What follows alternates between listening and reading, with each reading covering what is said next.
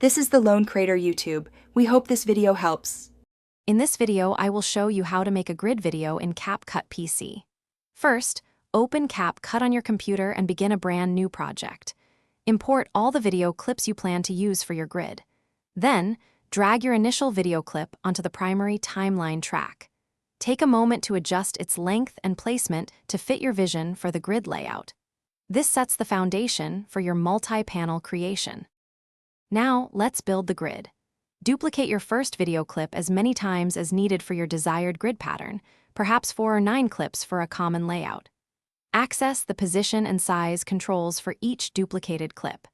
Carefully adjust their X and Y coordinates to arrange them into a precise grid. Pay close attention to spacing and alignment to achieve a clean, symmetrical look across your screen. With your grid established, it's time to customize. Select each individual clip within your grid to apply unique effects, filters, or color corrections. This allows for distinct visual themes in each panel.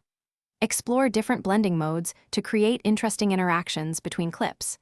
You can also add text overlays or fun stickers to specific grid segments, enhancing the storytelling or visual appeal of each individual video.